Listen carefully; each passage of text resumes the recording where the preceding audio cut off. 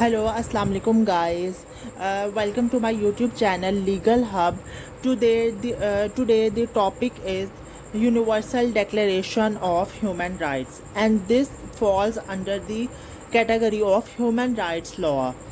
And firstly, we discuss what is law. Law is a set of rules passed by legislature for the welfare of society with sanctions और coercive measures. अब law जो है वो ऐसे set of rules हैं जो कि पास करती है लेजिस्लेचर, और किसके लिए? सोसाइटी के लोगों के लिए, उनकी वेलफेयर के लिए, और उनके कुछ ऐसे मेजर्स उनको बताए जाते हैं कि अगर आपके साथ आपके राइट्स की वायलेशन होती है तो आपके पास ये मेजर्स हैं, आप लॉफुली जो है अपने जो भी आपके प्रॉब्लम और डिस्प्यूट्स हैं आप उन्हें सेटल कर सकते हो। और राइट्स का क्या मतलब होता है कि जो कि ग्रांट किए जाते हैं और रिकॉग्नाइज्ड बाय द स्टेट्स। ठीक है, जो स्टेट जो है वो रिकॉग्नाइज करती है और ग्रांट करती है ह्यूमन बींग्स को। और लैटिन में इस वर्ड को कहा जाता है रेक्टस, और जिसका मतलब होता है जस्ट, यानी कि इंसाफ। उसके बाद है वो राइट जो कि यूनाइटेड नेशन एडमिट करता है और ग्रांट करता है, उनको ह्यूमन राइट्स लॉ कहते हैं। ठीक है, इंटरनेशनली जो कि ग्रांट किए जाते हैं ह्यूमन बींग्स को, वो ह्यूमन राइट्स हैं। आगे है universal declaration of human rights, UDHR. अब ये जो यूडीएचआर है ये एक सुप्रीम बोर्ड है for all the human rights. ठीक है, अब उसके बाद UDHR consist of two types of instrument. Number one is national और एक है रीजनल। अब नेशनल में आ जाता है हमारे पास ह्यूमन राइट में UDHR, international covenant social and political rights 1976, international covenant economic social and cultural rights 1976। These three are the basis of the international bill of human rights. ये तीन बेसिस हैं international bill of human rights के। और regional में आ जाता है European convention of human rights, ECHR। अब नेक्स्ट हम अगर बात करें यूएन चार्टर की। अब जो यूएन चार्टर है वो क्या है? जो यूएन चार्टर है इसमें ये बात है कि डज नॉट, ये डायरेक्टली ह्यूमन राइट्स को जो प्रोटेक्ट नहीं करता। ठीक है, इसमें ये बात आ जाती है यूएन चार्टर में कि ये एक प्रोमोशनल प्रोविज़न है। ठीक है, और विच जो कि प्रमोट करता है यूनिवर्सल रिस्पेक्ट को। इन 1946 the economic and social council of UN introduce the commission. 1946 में कमीशन इंट्रोड्यूस किया गया, यूनाइटेड नेशन कमीशन। अब इस कमीशन में कौन कौन लोग थे?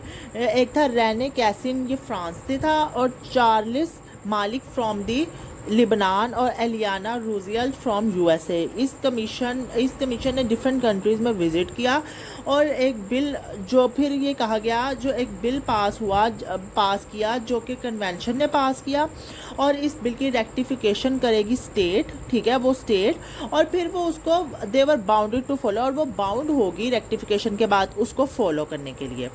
ठीक है, अब अगर हम अगली बात ये करें कि दूसरी एक ये कंडीशन आ जाती है bill pass bye convention. Convention ने बिल पास किया, उसकी रेक्टिफिकेशन स्टेट ने की, और वो बाउंड है उसको फॉलो करने के लिए, मॉरली भी और पॉलिटिकली भी, विद और विदाउट एनी इंटरफेरेंस इन्फ्लुएंस। आगे अगर ये उन्होंने रेक्टिफिकेशन हो गई, फिर उन्होंने डिसओबे किया इस बिल को, तो प्रोसीडिंग जो है वो इंटरनेशनल कोर्ट ऑफ जस्टिस में होगी, ICJ में। ठीक है, उसके बाद ये बात आ जाती है हमारे पास कि 1948 में स्टेट्स में वोटिंग हुई इसके बारे में, और 48 स्टेट्स ने सेकंड जो बिल है उसको एक्सेप्ट किया, और जो 8 स्टेट्स हैं उन्होंने इसको डिनाई किया।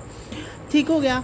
उसके बाद हमारे पास आ जाता है प्रीएम्बल या फिर समरी ऑफ UDHR।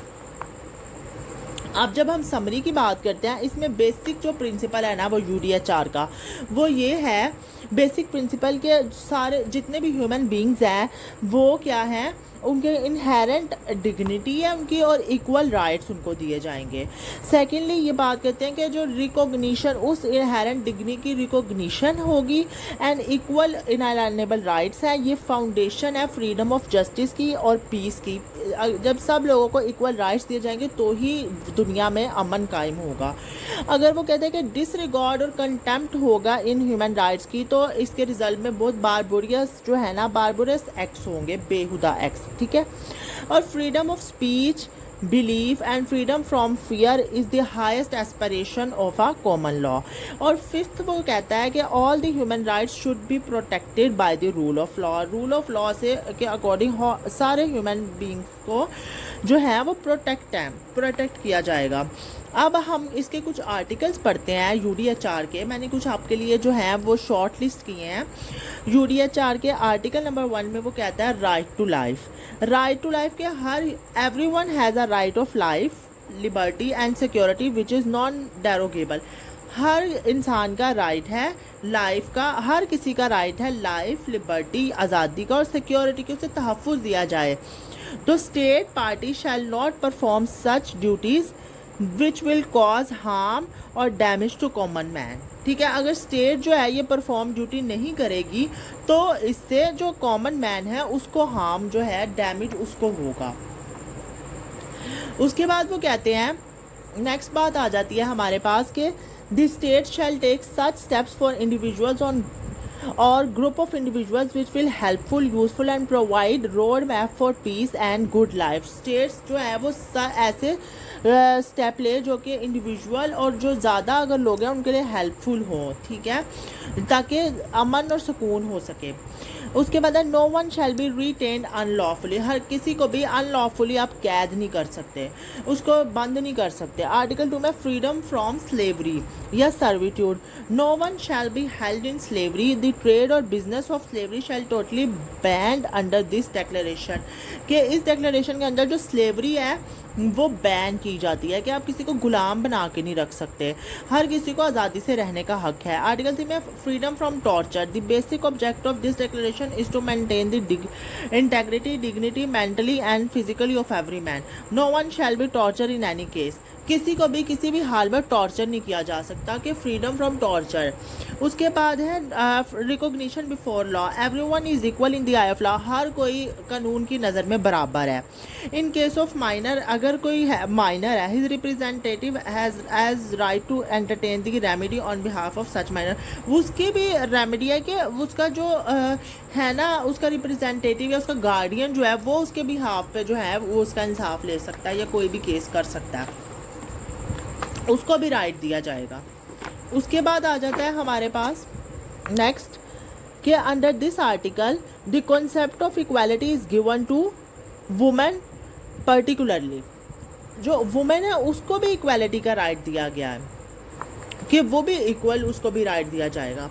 उसके बाद article 5 equality before law. Everyone is equal before the law and is and in the entitle without any discrimination to equal protection of law. के हर किसी को इक्वल लॉ की भी प्रोटेक्शन दी जाएगी। Effective remedy. It is responsibility of the state to organise such tribunals which work for administration of justice. ये state की रिस्पॉन्सिबिलिटी कि ऐसे ट्राइब्यूनल्स और ऐसे इदारे बनाए जाए जो कि जस्टिस फ्राहम करें, ठीक है, इक्वली। और इफेक्टिव रेमेडी, हर किसी को यानी कि बराबर का जो है, अगर किसी के साथ कोई जुर्म हुआ है या किसी के साथ कुछ गलत हुआ है तो उसको उसकी रेमेडी प्रोवाइड करे, डैमेजेस या कंपनसेशन जो भी है वो उसको दिया जाए, और ये भी स्टेट की रिस्पॉन्सिबिलिटी है। Freedom from arbitrary arrest. Without any lawful cause no public authority has power to detain any person illegally. किसी लॉफुल कॉज के बावजूद किसी का भी ये no public authority and power to detain, किसी को भी आप इलीगली डिटेन नहीं कर सकते। If a person is arrested lawfully all the facilities according to law shall be given to such person. अगर किसी को लॉफुली भी अरेस्ट किया गया तो उसको सारी जो भी लॉ में जो बताया गया है कि उसको ये फैसिलिटीज़ दी जाएँ तो वो उसको दी जाएंगी, ये भी इस आर्टिकल में बताया गया। उसके बाद है आर्टिकल नंबर 8 में कहते हैं fair and public trial. Fair and public trial Every court or tribunal is bound to conduct fair trial of such person which has been charged properly. Her court और ट्राइब्यूनल इस बात पे bound है कि उन्होंने एक फेयर ट्रायल करना है. हर अगर किसी पे कोई इल्ज़ाम लगा है, कोई चार्ज लगा है, तो कोर्ट इस बात पे बाउंड है कि उन्होंने उसको जो है वो इंसाफ देना है. फेयरली जो है वो अनजस्टिस नहीं होना चाहिए. In case of criminal trial such accused has following rights. कि क्रिमिनल ट्रायल में एक्यूज के कौन से जो हैं वो राइट्स हैं. इन्फॉर्म प्रॉपरली इन डिटेल, उसको प्रॉपरली इन्फॉर्म किया जाए, डिटेल में डेट और टाइम बचाया जाए, ट्रायल का बताया जाए. ट्रायल विदाउट डिले, ट्रायल जो है वो डिले के बगैर होना चाहिए. Trial must be conducted in his presence, उस अक्यूज़ की प्रेजेंस में ट्रायल होगा. एग्जामिनेशन ऑफ विटनेस की एग्जामिनेशन.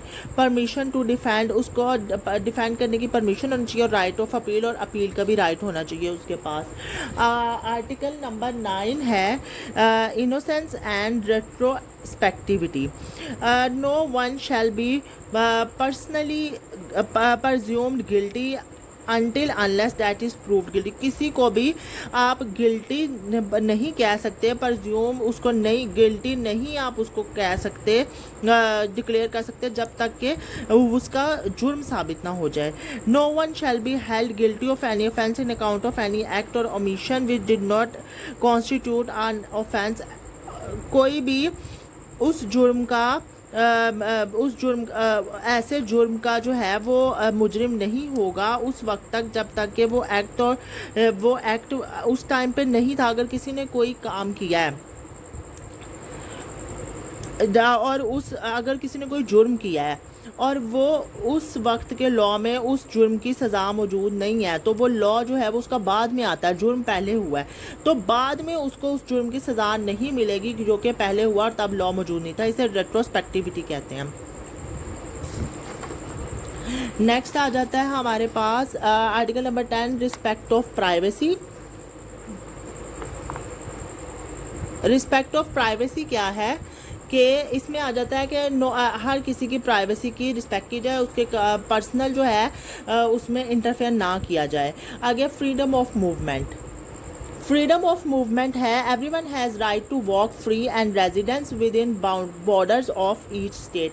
कि हर किसी को राइट है कि वो फ्रीली कहीं भी जा सकता है अपनी स्टेट के अंदर, उसकी बाउंड्रीज के अंदर, और ये नहीं है कि आप उसको रोको या इस तरह, उसका राइट है. और आर्टिकल नंबर 12 है right of asylum. Only political person has right to seek and to enjoy in their countries asylum from.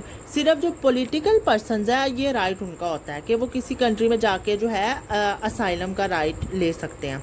आगे है right of nationality. Everyone has right to claim nationality of any country. किसी भी दुनिया की किसी भी country में आप जो है वो नेशनैलिटी क्लेम कर सकते हैं. ये भी ह्यूमन राइट में आता है.